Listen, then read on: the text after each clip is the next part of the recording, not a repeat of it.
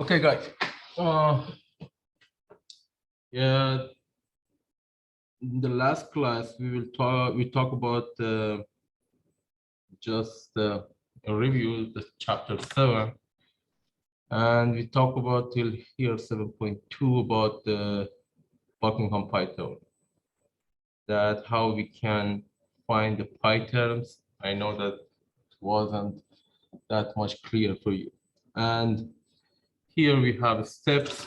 We just mentioned what is the pi theorem steps to list variables, find the express each variable in dimensions, and then find that how many pi terms we have, and group them as a non-dimensionalized forms or terms and group them, then finally find those terms and repeat it to find the others based on the k minus r numbers that you have. So absolutely, these are just reviewing, and it's not that much clear.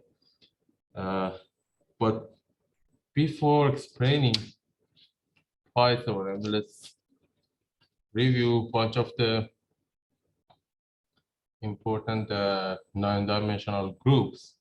For example, Reynolds number that we talked about that in chapter 1, it means it's one of the most important ones. And it's important for many flow types. It's relation between inertial effect and viscous effect that mention how much of the energy is dissipating in a fluid. And the more the dissipation of that you have means that the viscous effect is higher, so the Reynolds number is lower, and the flow is more smooth, so laminar flow. Yeah, Freud number is for free surface flows, inertial effect over gravitational effect, and it's V over square root of GL. Euler number, these are all comes from a different experiments, and these are the groups that most of the time is useful for example, for pressure dominated flows. You see that you have pressure on top and rho v squared at bottom, that is inertial force and pressure effects, right? And it depends that what exactly comes into the group, it shows you where it's going to be used. For example, for pressure dominated flows, you see that the pressure is part of the non-dimensional group. And for example, Freud number that you have free surface flows, you'll see that the L is the length of that flow surface, and velocity are important. Or you have also more and more groups and important numbers. For example, Weber number that we are not mentioning here, but it's in the book. And it depends that what exactly is your problem, then those dimensionless groups are count up for you to use. For example, if in most of the cases you are not using a Stroll number, but when you have oscillating flows, like in blood in cardiovascular system, because of the pumping of the heart is not steady, it's like a sine function, then we will have oscillating flow, you have unsteady flow, and you cannot treat that as a simple flow or a steady flow. These are different type of groups. And here, these are uploaded, so you can also follow from the notes that are uploaded in the Google there.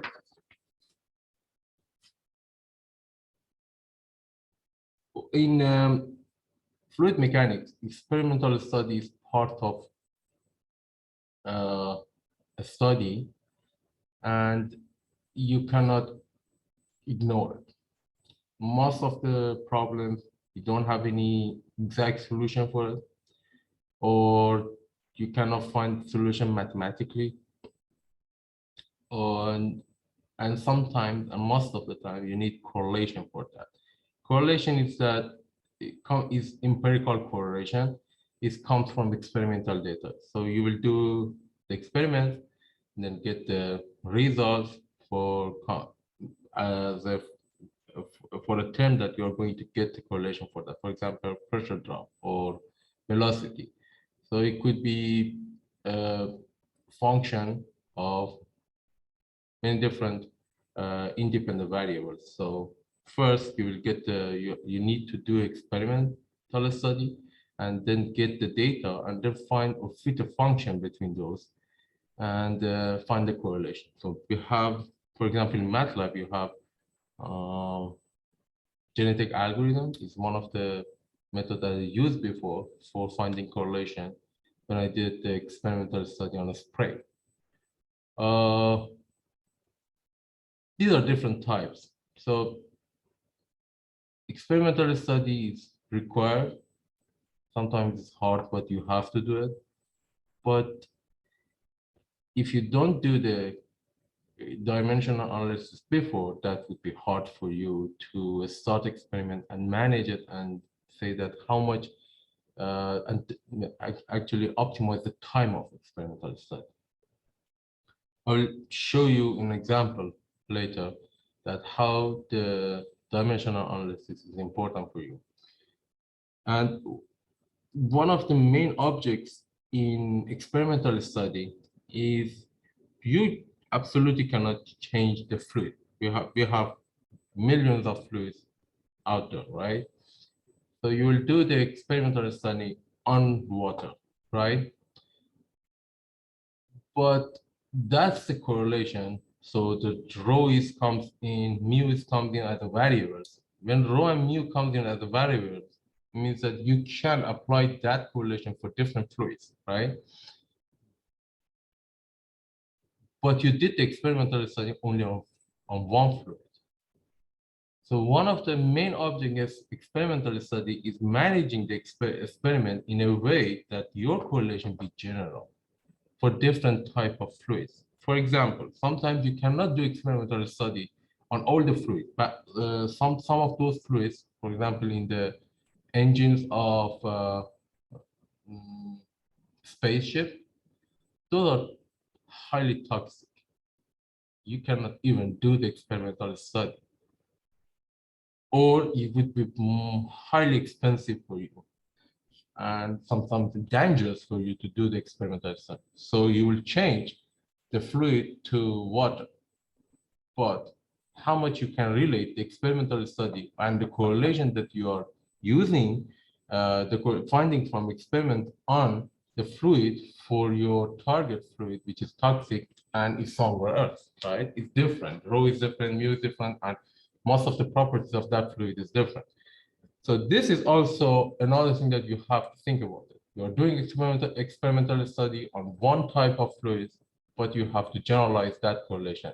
Because if you don't do that, then for any project, you have to repeat those experimental data, experimental study, and get the data for a specific project, right? So this is the other one. And determining the relationship sometimes is difficult. Why? Because you have many different parameters, right? And you have to list those, that which of those parameters are effective now. We have three terms in doing experiment. One is similitude, which is also simulation, model, and prototype. So the main thing that you are doing in experiment is, at first, you make a prototype from the case or the object that you want to know its behavior in real case. Then you model the situation and a model that represent a physical system to predict the behavior of that prototype in real system, right? And then simulate the situation of the experiment. Like, for example, you have an aircraft or airplane, right? You're doing your experiment. You want to see that how the lift and drag is on that airplane, right? You will come down and in a wind tunnel, for example, you make a prototype shape of airplane. Then you put the airplane and you want to measure the lift and drag, right? The first question is that you make a prototype there, right? The size is smaller. And for example, is in 1/10 of the size of the real airplane or 1/100 of that. So what about the velocity? Should I multiply the velocity in 1/100? Oh, it's not like that. It's not linearly changed. So that's the modeling that you have to model the system in a way that represents the real case, right?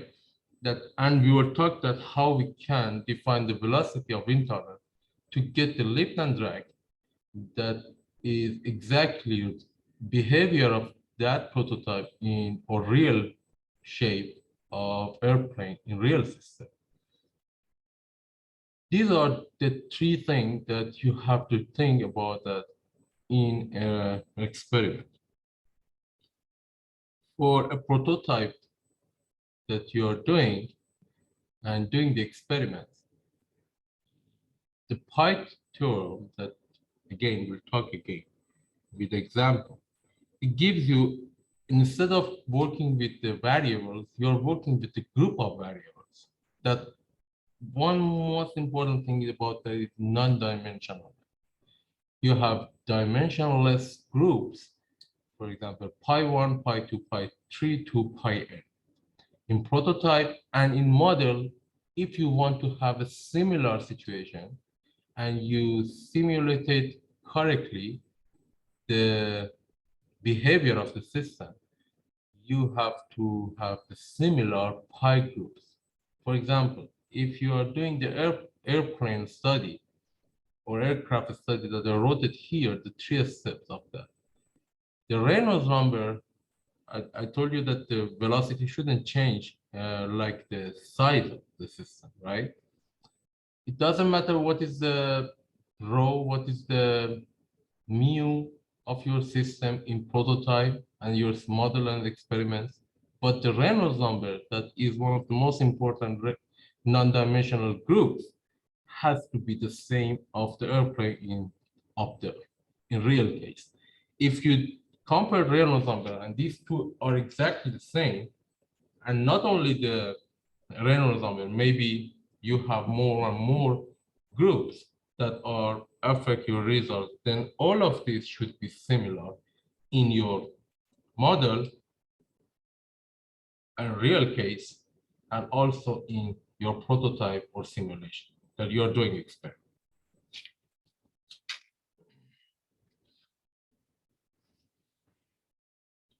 Here is an example I wrote you that how we are doing that, make a small size of prototype.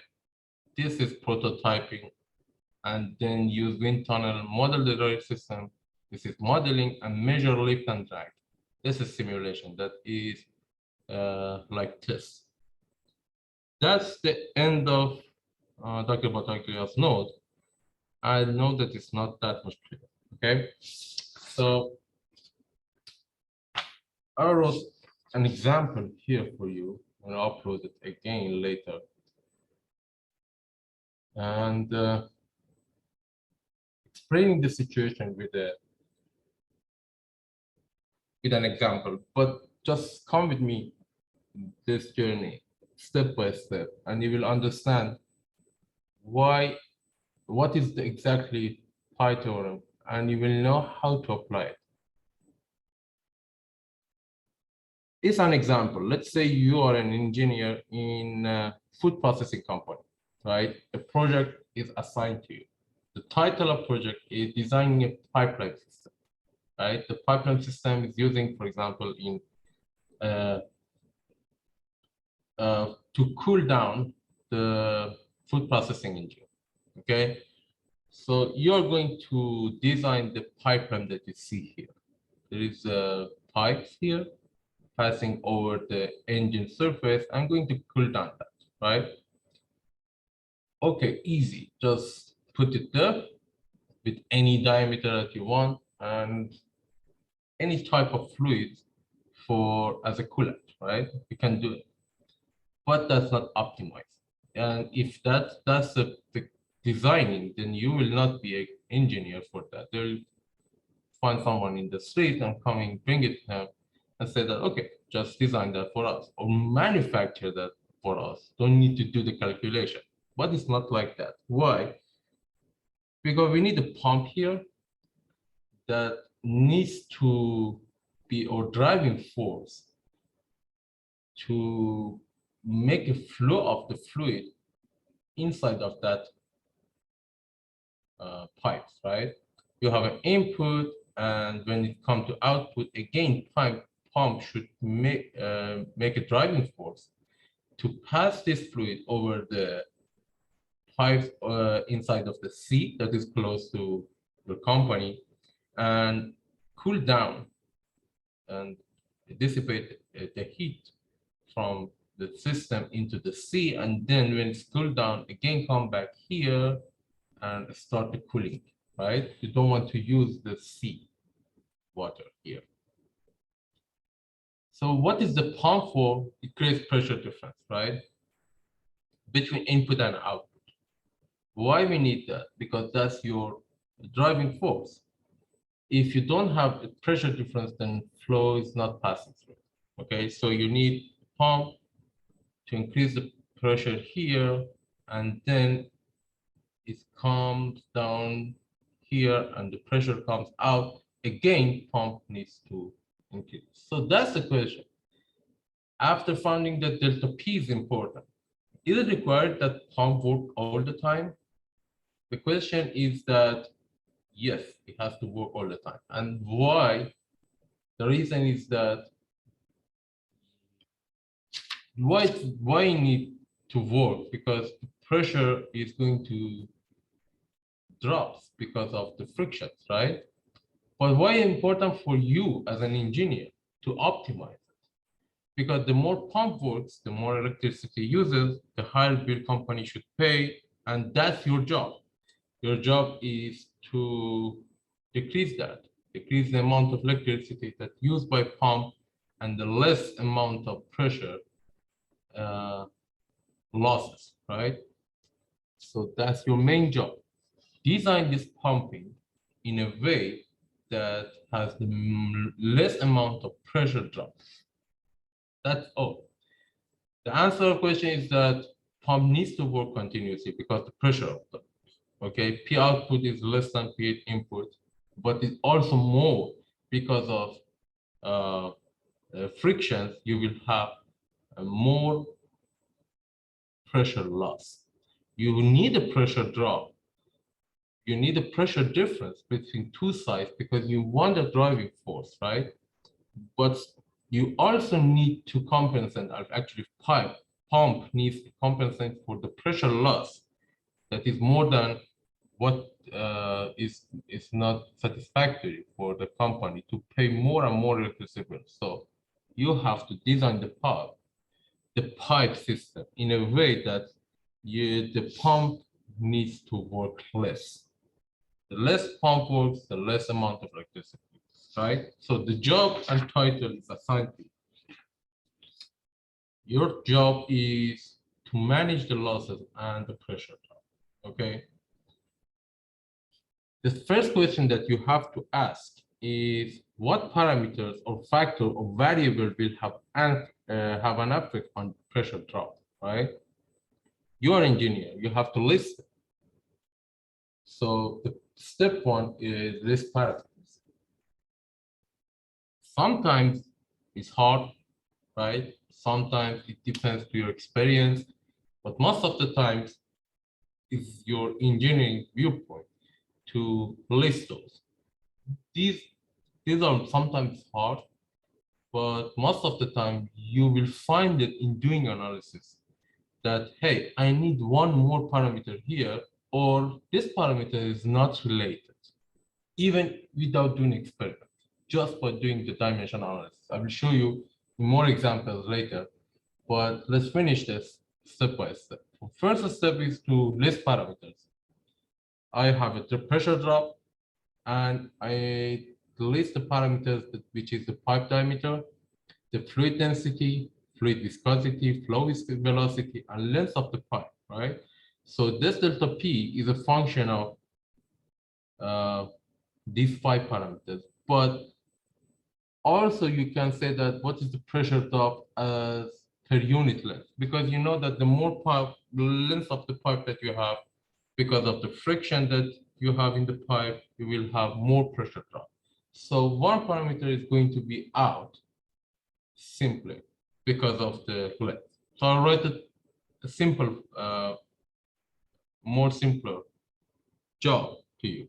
What is the pressure drop per unit length? Okay, so I get rid of the L, I bring the L here, and denominator of delta P, and it's delta P of the L, right, per unit length. So that's your function, you list parameters. So we expect that the pressure drop per unit length be a function of listed variable. But what is the nature of this function? You know what is the function here? You know that listed variables are related to that. But what is the nature of this function? You don't have any idea. And the main question is that how much each variable affects on the pressure drop. For example, currently without doing any experiment or reading any books, can you say that the pressure drop is in how the pressure drop related to the velocity?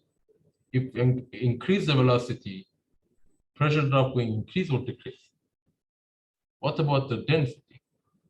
If I increase the diameter, pressure drop, this is a simple question. I don't ask you that what is the relation between these two? What is the power? What is the constant number that you have to multiply by the rho? I didn't ask that. I said that these two are increasing together or vice versa. That's the simple question, but you cannot answer that, right? So what you should do, you need experiment. You need to manage an experiment. Why? Because we don't have any mathematical answer for that, right? If you pass the heat transfer, any of you will see that if you have hundreds of equations in the book, 90% of those are empirical correlation. This comes from experiment. Fluid mechanics is part of most important part of the fluid mechanics, doing experiments. You cannot ignore it. And also, the governing equations that we will find in chapter 4 and 5, which are Navier-Stokes equation, you may hear about it, but we'll talk about later. Those are, there is not any mathematical answer for these differential equations. So again, you don't have any answer. That's why we have CFT, that point-wise you will find, right? So step 2, we need to manage an experiment to find what is the relation between the pressure drop and these parameters, right? For example, I will do one experiment to find first what is the relation between velocity and pressure drop, right? So to know what is exactly what is the relation between these two, I need to keep the rest constant. Rho, mu, and d should be constant. I have to select just one pipe, then change the mu. I'm sorry, select a fluid with the mu and also constant rho or density. Also keep the temperature, everything constant during the experiment, and only change velocity, right? You change the velocity and measure the pressure drop, okay? But also sometimes happens that even you select the D like 1 meter, okay? And keep the constant, you change the velocity and measure the delta, right? And you have a plot for that. But now change the D to another term and also keep that constant. Again, you see that the pressure drop maybe sometimes doesn't have the same trend. It has to be different plot because D now change from plot to plot or experiment to experiment. But you see that it's not linearly change. It's sometimes changing more, changing non-linear. But let's see that you have it, okay? Just consider, assume that you have it. The second experiment would be, again, keeping three of those listed variables constant and change the other one. This is going to be D, measure delta P. We have to manufacture it. That's the problem.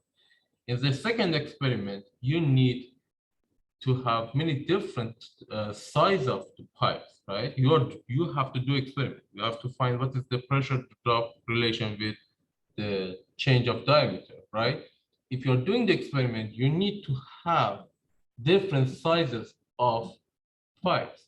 All has to be 1 meter because that's the pressure drop per unit length, right? But that's expensive because you have to manufacture. The third experiment and fourth experiment are also much more harder. Why? Because you have to change in the third experiment, you have to change density and measure pressure drop. In the fourth experiment, and keep the viscosity constant. In the fourth one, you have to change mu viscosity, but keep that rho constant. That's hard. How you are going to change the density, but keep the mu constant?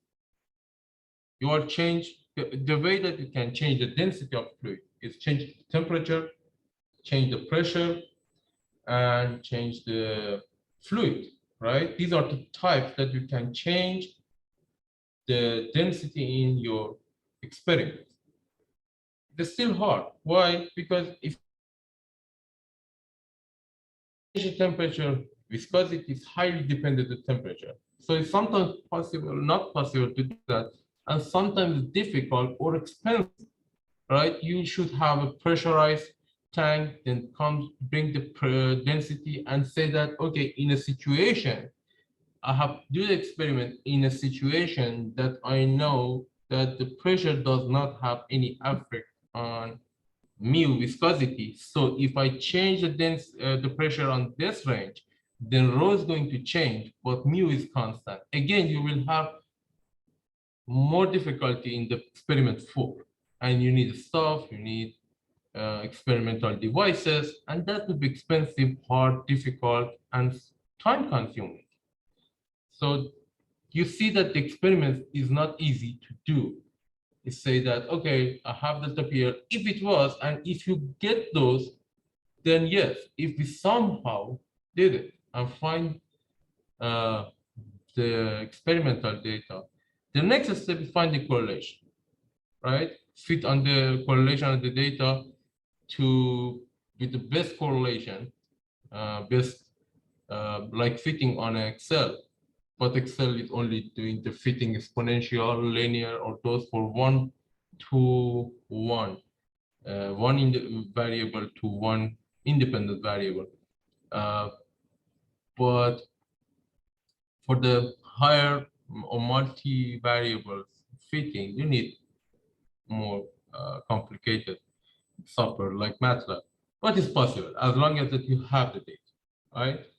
But still, we know how much hard it is to do the experiments. What's the solution? Again, sometimes experimental study is difficult, right? Expensive, time consuming, and sometimes not possible. What is the solution? For example, in the job that assigned to you, designing a pipeline, how we can do it? Solution for that is finding the non-dimensional groups, right? Let's say you have a nitrine and someone told you that these are the non-dimensional groups for this project, right? Rho V D over mu and D times delta PL over rho V squared.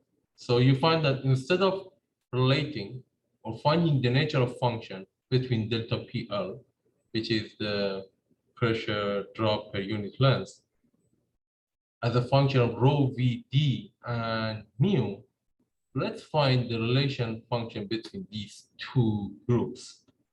Okay, nothing changes. Still, you have the same variables, but you don't have that simple function. Okay, how it would be helpful? First, instead of working with the 5 variables, you need only 2 variables, right? So less number of experiments, less time for experiment. You need to change Reynolds number, which is rho V over mu, and find this term, right? Measure the velocity, measure d, measure. Actually, v is something that you set it here because you have it here, right? So you will change Reynolds number from 1, 2, 3, 4, and find what is the density and measure density, diameter is constant, or it could be not constant, but you only need to measure this one. Okay, so even with one experiment, one experimental study means that one experiment means just doing one loop experiment. You need more experiment loops, but only one experiment between these two. Okay, how it's helpful more? It only needs to change the Reynolds, right? You don't need to change the fluids, or you don't need to change rho and mu, which wasn't possible, right? You cannot do that because rho and rho change, mu change. Yeah, now you don't care that if you change the fluid and rho mu change, you can manage velocity in a way that have the same Reynolds number or change it to the Reynolds number. Even now, you don't need to have different manufacturing with the different size of the pipes, right? As long as that you have a different number for Reynolds number, your experiment is done. Doesn't matter it's only one size of the pipe or not. Okay. The only thing is that finally you will decide about the D in a way that the Reynolds number stay in the most optimum point and give you the less amount of pressure drop. Okay. You don't need to change this D at each experiment or doing a separate experimental study on that. That's a great thing about finding non-dimensional group, right? But still you have problem here. The question that should be answered, how we can find the non-dimensional groups or dimensionless groups. These two came from out of nowhere, right? I just gave you the answer. But how you can find these two yourself? That's the question. Random? No. Someone will give it to you? No. There is in a book? No. That's why we need Buckingham Pine Theorem. Buckingham Pine Theorem gives you steps that for anything, any project or any new project that you don't have any source in the book for that, right? For the pipe design, you will have thousands of the books that people did it before. But we're doing a research that the project is new and you don't know what exactly of the non-dimensionalized groups are affect the project or the results of the term that you're doing experiment for. The Buckingham Pine Theorem give you the non-dimensional group that you need, right? So that's why we need it. If you ask that, what is it? We will talk about that. But why is it important and why we need it? Because of the story that I told you. Okay. This theorem will answer that first, two main questions going to be answered with Buckingham Pine Theorem, right? One is that how many non-dimensional groups you have for the project based on the listed variables that you have. Okay, it's not gonna give you that for this project, what are the required number of variables or which variable should be considered. There is not any God there. Buckingham Pine Theorem is not a God to tell you that, hey, you have to consider the rho or you should not consider that. Okay, it's not like this. You are an engineer, you bring the variables, right? But they only tell you that how many pi groups you have based on the mathematics between the number of variables and reference units that we'll talk about later. And also it gives you the combination, right? That's all you need to start your experiment and finally give the answer to your boss. Okay? Till here, anyone have a question?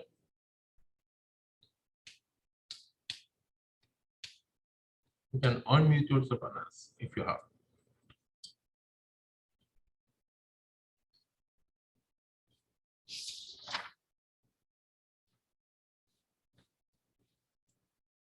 Okay.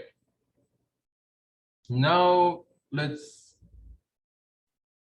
apply the pi theorem and understand what is pi theorem and how we can apply it. First, start with the answer. I told you that pi theorem is going to give you the answer, right? So if you apply the pi theorem for pipeline design and the pressure drop estimation, so the project that is given to you, the answer would be two pi terms, and the pi terms would be these two, right? That came from out of nowhere previously. At first, by using dimensionalized analysis, the original problem is simplified and defined with pi terms. Okay, the second is that these are non-dimensional. Okay, let's verify it. Are really these two unitless? How we can do it? From chapter 1, we use just one system, FLT or MLT. Then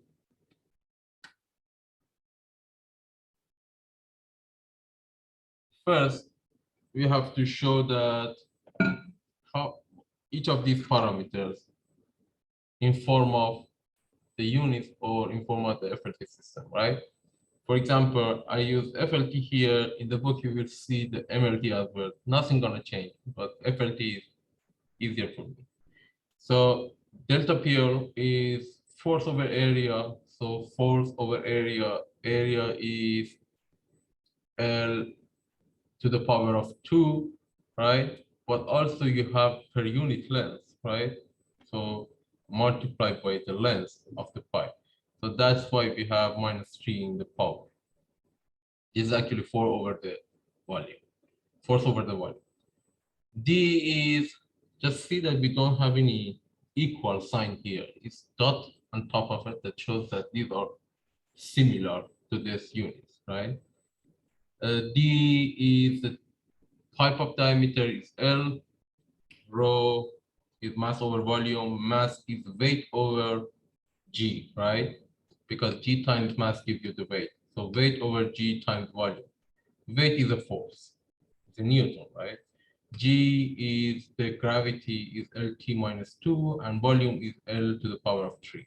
If you change these two, if you forgot, sometimes you forgot the units or most of the time, absolutely in the books are available and also in the exam, I will give it to you.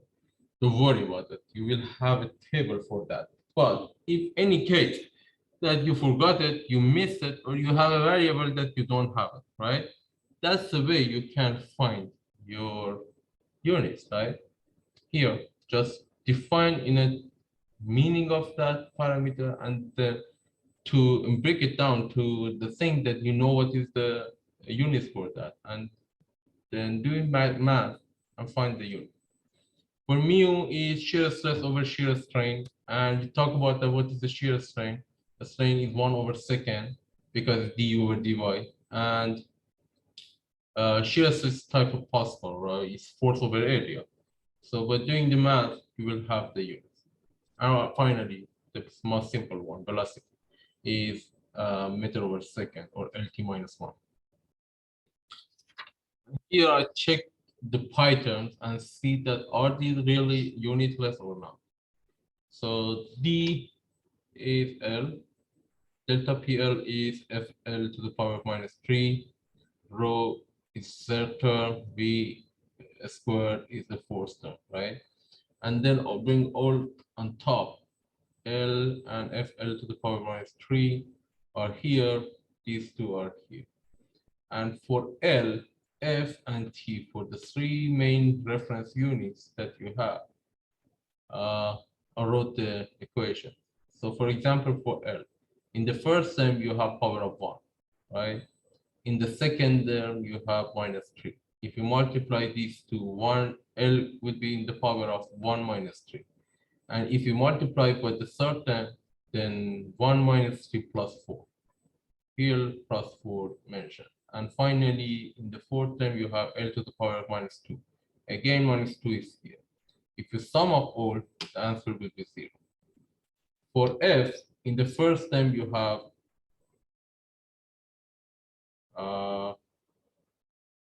in the first term you have 0. Okay, so after fix it, this is 0. For the first term, you have 0. For the second term, you have 1. For the third term, you have -1, and the fourth term, you have 0. Again, the answer will be 0. For the fourth, for the time t, first and second term doesn't have any t. But the third term, you have -2, and the fourth term, you have 2. 2 minus 2 going to be 0. The second pi group is rho VD over mu, right? Rho VD over mu is Reynolds number. We know that it's not there is no dimension for that. But let's check it. Rho VD, again, the same method, term 1, term 2, term 3, term 4, bring term 4 on top and multiply the powers in -1.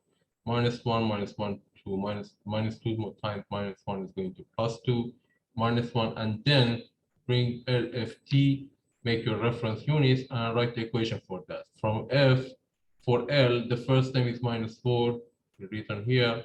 The second term is L to the power of 1, so 1 is here. The third term is only 1, 1 is here. And the fourth term we have +2 is here. Sum of all is going to be 0. F, 1 in the term 1, nothing, 0, 0, and -1. For T, you have 2 here, -1 here. The third term doesn't have it, 0, and the fourth term has -1 is equal to 0. Both are dimensionless, right? Till here, we didn't start pi theorem. We just checked the answer, right? The answer that someone gave us. See that, are these really non-dimension or not? It was. So final part is your job to find the pi groups by yourself. How? By applying the pi theorem step by step. What is the step 1? I wrote the important on the hardness for each step, right? We have totally 6 steps, and I wrote it that how much it would be hard for you to list it. Okay, the first step is listing variables. The first step that you did when we start this project, listing variables that are involved in the problem. In any other problem that I give you, you have to repeat these steps. That's it. But sometimes you have to think more about one of the steps, and some of these are very easy. Okay. This is sometimes hard, but most of the time is, that's why in most of the question gave you that, okay, in this problem, the listed variables should be d, rho, mu, and v. Most of the time it's given to you. Why? Because it comes from experience. It comes from your viewpoints, comes from the problem that you solved before in the fluid mechanics. So it's sometimes hard for you to decide it. For example, I did experimental study on aspirin, okay? When I started that, I didn't know that was a new project. It was a research project. No one did that before. So I knew that mu, rho, and those stuff should be considered. But one day just my advisor came and told me that, hey, consider the other parameter like temperature, because I know that is needed because of my experiences, and it solved my problem. So sometimes you need to use experience to do that. That's why it's sometimes hard. But maybe in the problem that you are solving, chapter or during the exam is not that much hard. So that's why you are happy and sometimes not happy. In step 2, that is easy. You have a table, you have book, you can write it by and bring it by yourself, and also maybe I gave it to you as a question sheet in the exam, right?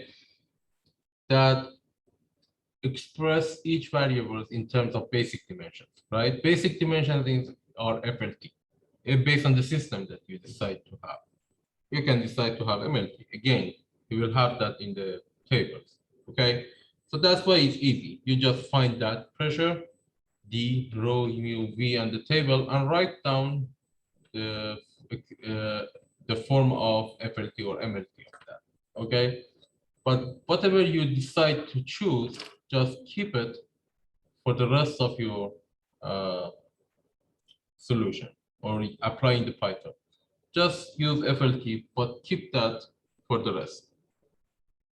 Step 3 is very simple. It's the main thing in the Python. What is simple? What is the job? There is a rule for that. Determine the required number of Pythons. How many you have? First, so you have to tell me that how many listed variables you have. Invariant variables, if those are k numbers, and you have R number of reference dimensions. Reference dimensions like F, L, and T, right? And sometimes you have temperature, maybe. Okay, it's going to be 4, 3, or sometimes it's 2. How you find that? Well, how many reference dimensions you have? You will check it here. One is F, it comes up here, here, and here. So F would be 1. L is here, here, and on all terms. So L is another reference unit or reference dimension. And also T, because it's coming here and here, even though that is not in these two parameters. But do you have the temperature in any of these? No. Okay, so temperature is not counting as a reference dimension. You have R number, which is 3 here. And K minus R would be number of independent dimensionless products. Independent variable means that if you have R, means you have R number of those are going to be dependent variables, and K minus R would be independent variable. If you see the step 4, you will see that in the count of dependent variables, you will have pi groups. Okay. So for example, in this project that you are doing, you have 5 listed variables, and you have 3 dimensions, F, L, and T. So number of Python is going to be 2. Perfect. It's matched with the 2 pi groups that I gave you as this answer of that project, right? Okay. Step 4, the only challenging part in this work, and that's why I told you that the dimensional analysis is more like artwork. Because first, it needs to be a combination of your engineering viewpoint, your experiences, and also you decide that which one you should be selected, okay? And sometimes you have to repeat the work because maybe you do that and find that, hey, that's not a good group. So let's come back and change the selected ones, right? That's why sometimes it's challenging. Okay, but we have rules. I wrote 3 rules here for you that at least make it easier for you to decide for 1, 2 of 3, at least for 2 of 3 of those.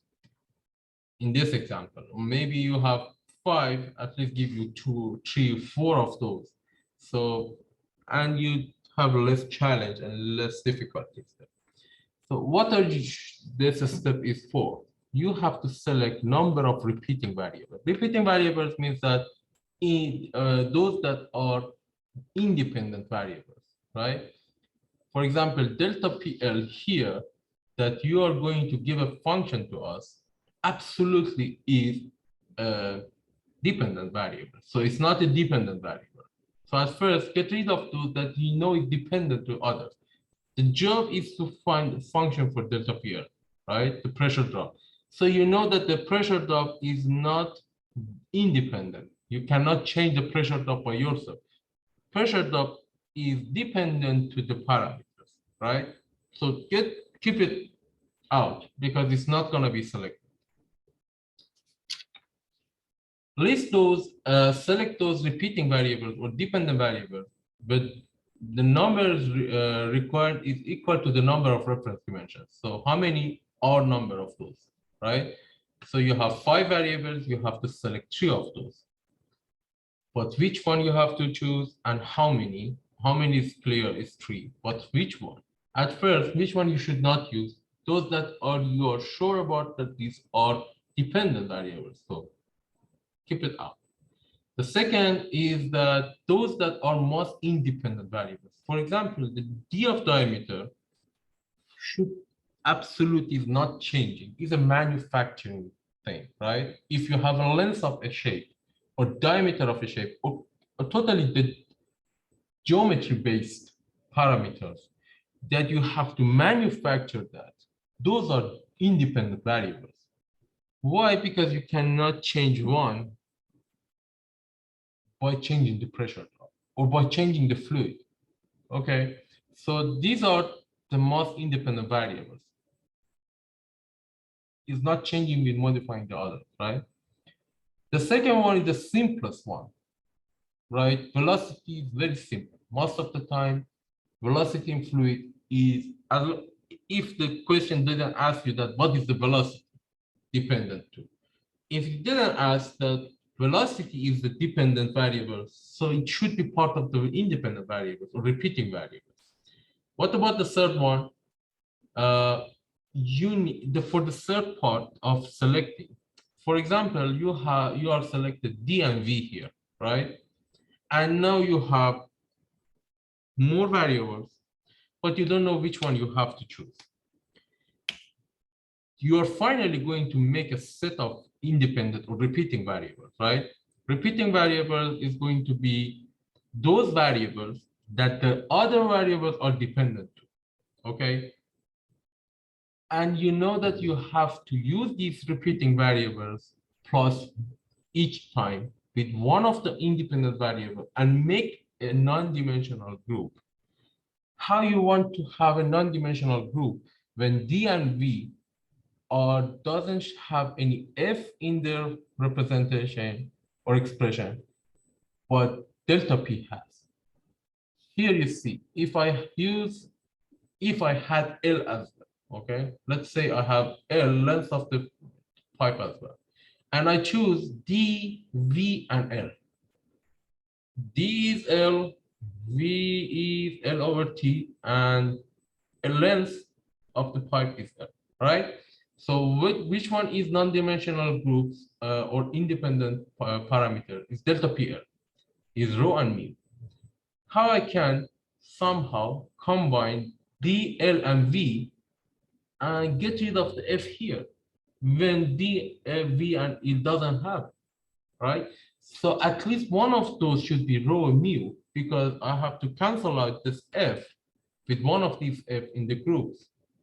So it mentioned that one of these two at least should be part of your groups or your set for repeating variables.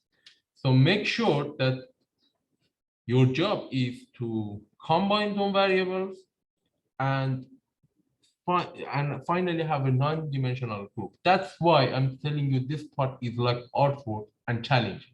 You have to think about what would be the next part and what would be the answer. If I choose this one, can I cancel out that parameter? Can I form the non-dimensional group? That's why it's like artwork. So finally, you have to present a set in the size of R from your listed variables, and that you think is going to give you the answer or the non-dimensional groups. Okay. So let's summarize here. You have delta PL, you have FL to the power minus 3. Okay, you have D is L.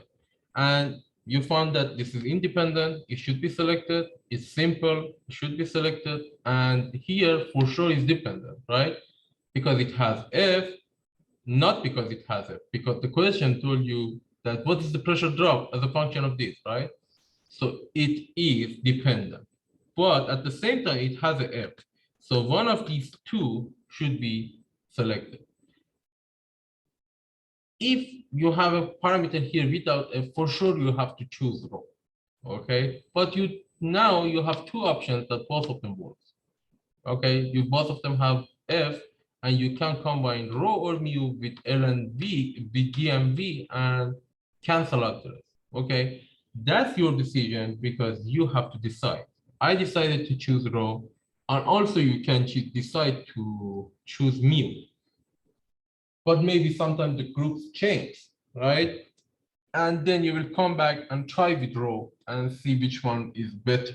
Okay, which one gives you the most known non-dimensionalized group, like Reynolds number, Weber number, or the rest, okay?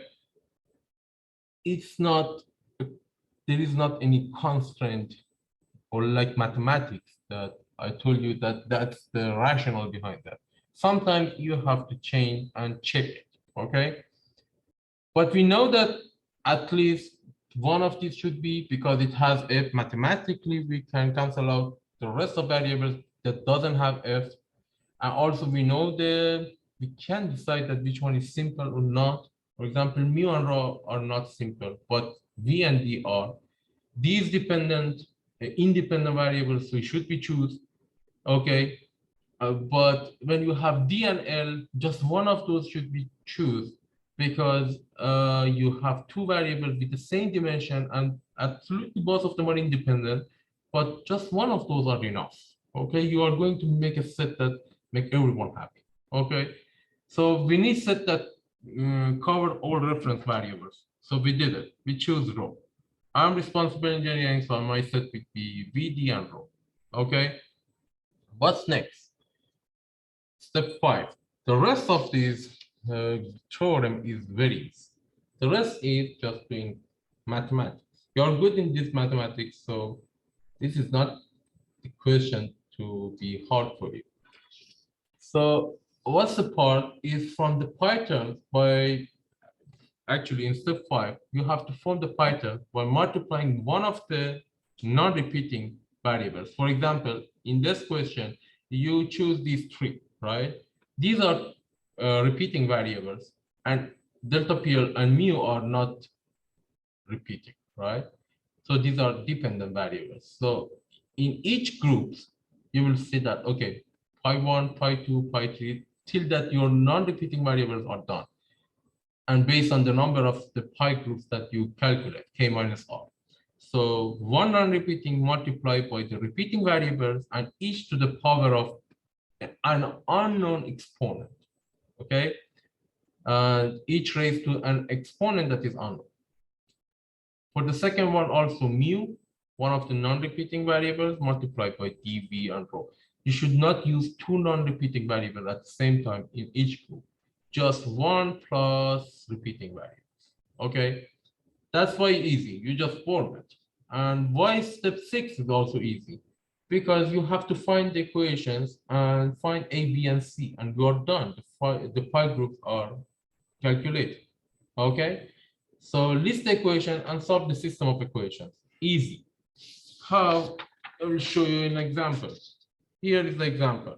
Pi1 is delta PL d to the power of A, V to the power of B, and rho to the power of C, right? I'll wrote it in the expression form of FLT and then multiply all in each other, okay?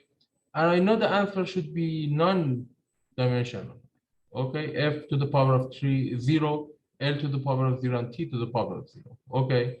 So I will write it in the F. If you remember, we did that for checking the dimension of the answer, right? The same method is here, but with this difference that you have to find the powers now. You are choosing the answer, or you should calculate what would be A, B, and C in a way that this group gives you 0. Okay. So you have three unknowns, you need three equations, and that's done. FLT, again, that's why you have only R number of variables, which is equal to the number of reference dimensions. Why? Because each reference dimension gives you one equation. And that's why you need only R number of non-repeating repeating variables, because each one has one unknown on top because it's exponent, right? Again, these are mathematically should be solved, right? F for F, you have one here, you have 0 times A here, you have 0 times B here, and 1 times C. Okay, if you don't remember, as a hint, I wrote it here.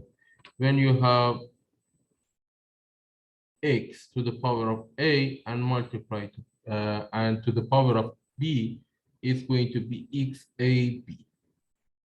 Okay, the power would be multiply this. So here we have f to the power of 1. So 1 times C is power of f. Write it for L minus 3 multiplied by 1. The power is 1 minus 3. For L, 1 times A. For B is 1 times B, written here. And here minus 4 times C. Okay. And also do it for T. 0, 0 times A, minus 1 times B, and 2 times C, which is T times. Okay. And solve it. You only have C as a variable here. So C is given minus 1. Put C in the second one.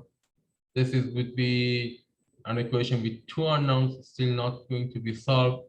Put C here as the answer in the third one, minus B, 2 minus minus 2. B is going to be minus 2, and then replace it in the second equation. And also you can use a calculator to solve it. But what would the finally? There's nothing gonna change. The answer would be C equal to minus 1, B equal to minus 2, and A equal to 1. Now form the pi groups. Delta PL has power of 1, D has power of A. What is A? Is 1. So put the power of 1 on D. What about rho? Rho has power of C. C is minus 1. So rho comes on the denominator with the power of 1. And what about V? V is minus 2 because B is minus 2. So V to the power minus 2, or V comes as a square in denominator. So that's on pi group. Do it again for second one. Mu D to the power of E, F, and G. Okay. I didn't wrote A, B, C because sometimes students make mistake, but the book wrote it as D to the power of A, B, and C because each group you have three unknowns that you be calculated. Doesn't matter that these are E, F, G, or X, Y, Z, or whatever. Okay, just A and B and C are could be used. For pi 2, again, format and write the equation for each reference dimension and sum up all and find the answer. I don't need to repeat it again because that's easy. Just finding the form, you have to do the bunch of the question, and then you will be good because that's not hard. That's why it is. Okay. And finally, you have two groups. Okay, so here that's interesting. You find the groups as mu over rho VD. Still, you can change it, bring the denominator on up because you want to have a non-dimensional group. Again, rho VD over mu, which is the Reynolds number, and you know it from your experience, it also works. So nothing changed if you change the denominator with denominator. And final step is the most easiest one. You only need to write in this form. Accept the final form as a relationship among the pi terms. The first pi is equal to the function of the second one. And that's it. That's the end of pi theorem in this chapter. For the rest of the chapter, you only need to repeat these steps in different questions. The next week, not next week, maybe Friday. Yeah, Friday I will come and solve more questions, more examples, and we will talk about the relation between the simulation and also the experiments in one question. That's easy. I'll also told you in the Dr. Bataglio's notes here that patterns in your model or prototype should be equal to the model or real case. That's the similarity required. We will talk about that in examples. The rest of this chapter for Friday will be just example. So please review this notes and ask me question if you have during the next class. Any question today?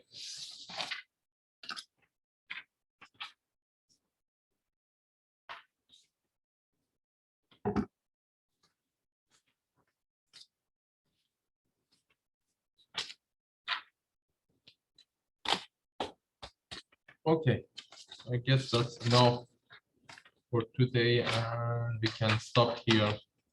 I will post the notes in UVLearn and you will have access to my written notes. You're free to go. Have a good day, guys.